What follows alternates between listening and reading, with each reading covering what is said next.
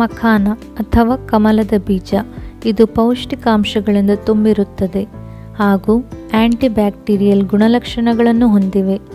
ಇದು vitamin A, B, C ಮತ್ತು E, potassium, sodium, carbohydrate ಮತ್ತು ಪ್ರೋಟೀನ್ಗಳನ್ನು ಹೊಂದಿದೆ. ಇದು ಕಡಿಮೆ ಕೊಲೆಸ್ಟ್ರಾಲ್ ಮತ್ತು ಸ್ಯಾಚುರೇಟೆಡ್ ಕೊಬ್ಬುಗಳನ್ನು ಹೊಂದಿದ್ದು ಅಧಿಕ ರಕ್ತದೊತ್ತಡ, ಉರಿಯೂತ, ಮಧುಮೇಹ, ಹೃದಯ ರಕ್ತನಾಳದ ಸಮಸ್ಯೆಗಳಿಂದ ಬಳಲುತ್ತಿರುವವರಿಗೆ ಪರಿಪೂರ್ಣ ಆಯ್ಕೆಯಾಗಿದೆ.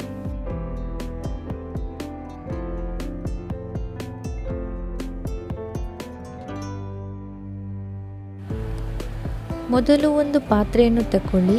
ಅದಕ್ಕೆ ಮಖಾನವನ್ನು ಹಾಕಿ 4 ರಿಂದ 5 ನಿಮಿಷದವರೆಗೆ ಮೀಡಿಯಂ ಫ್ಲೇಮ್ನಲ್ಲಿ ಇಟ್ಟು ಫ್ರೈ ಮಾಡಿ.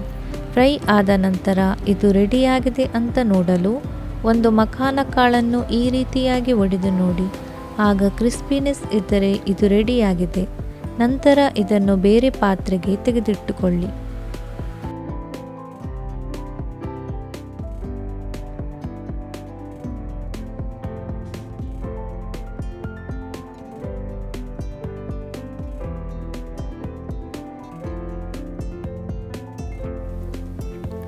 ನಂತರ ಅದೇ ಪಾತ್ರೆಗೆ ಸ್ವಲ್ಪ ಎಣ್ಣೆಯನ್ನು ಹಾಕಿ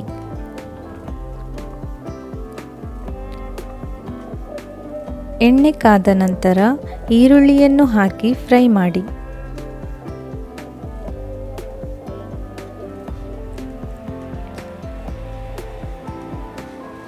ಈರುಳ್ಳಿ ಸ್ವಲ್ಪ ಬೆಂದ ನಂತರ ಶುಂಠಿ ಬೆಳ್ಳುಳ್ಳಿ ಪೇಸ್ಟನ್ನು ಹಾಕಿ ಅದರ ಹಸಿ ವಾಸನೆ ಹೋಗುವವರೆಗೆ ಫ್ರೈ ಮಾಡಿ.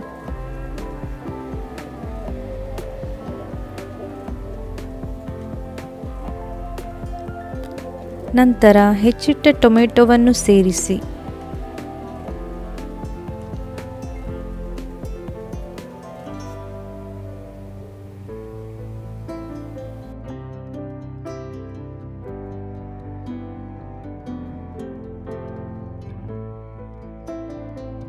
ಟೊಮೆಟೊ ಫ್ರೈ ಆದ ನಂತರ ಸ್ವಲ್ಪ ಗೇರು ಬೀಜ, ತೆಂಗಿನ ತುರಿ ಮತ್ತು ಸ್ವಲ್ಪ ಅರಿಶಿಣ ಹಾಕಿ ಫ್ರೈ ಮಾಡಿ. ಫ್ರೈ ಆದ ನಂತರ ತಣ್ಣಗಾಗಲು ಬಿಡಿ. ತಣ್ಣಗಾದ ಮೇಲೆ ಮಿಕ್ಸಿ ಜಾರಿಗೆ ಹಾಕಿ ನುಣ್ಣಗೆ ಗ್ರೈಂಡ್ ಮಾಡಿ. ನಂತರ ಅದೇ ಪಾತ್ರೆಗೆ ಗ್ರೈಂಡ್ ಮಾಡಿದ ಮಸಾಲೆಯನ್ನು ಹಾಕಿ ಸ್ವಲ್ಪ ನೀರನ್ನು ಸೇರಿಸಿ ಕುದಿಯಲು ಬಿಡಿ.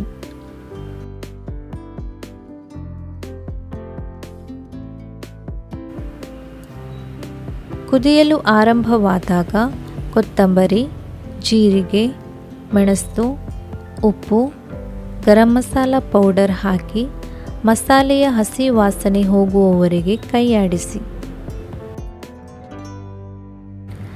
ನಂತರ ಗೇರು ಬೀಜ, ಬೇಯಿಸಿದ ಬಟಾಣಿ ಮತ್ತು ಕಾಲಿಫ್ಲವರ್ ಹಾಗೂ ಮಖಾನವನ್ನು ಹಾಕಿ ಕೈಯಾಡಿಸಿ.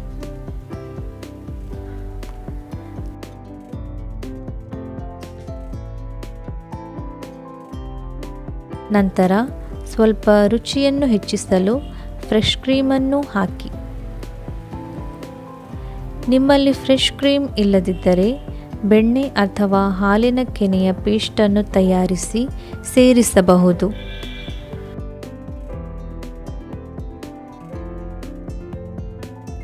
ಇನ್ನು ರುಚಿಯನ್ನು ಬ್ಯಾಲೆನ್ಸ್ ಮಾಡುವ ಕಾರಣ ನಾನಿಲ್ಲಿ ಆರ್ಗ್ಯಾನಿಕ್ ಬೆಲ್ಲವನ್ನು ಸೇರಿಸಿಕೊಂಡಿದ್ದೇನೆ. ನೀವು ಬೇಕಾದರೆ ಬೆಲ್ಲದ ತುಂಡನ್ನು ಸೇರಿಸಿಕೊಳ್ಳಬಹುದು. ಇಲ್ಲಿ ಬೇಕಾದರೆ ನಿಮಗೆ ರುಚಿಗೆ ತಕ್ಕಷ್ಟು ಉಪ್ಪನ್ನು ಸೇರಿಸಿಕೊಳ್ಳಬಹುದು. ಹಾಗೆ ಕೊನೆಯದಾಗಿ ಹೆಚ್ಚಿಟ್ಟ ಕೊತ್ತಂಬರಿ ಸೊಪ್ಪನ್ನು ಸೇರಿಸಿಕೊಳ್ಳಿ.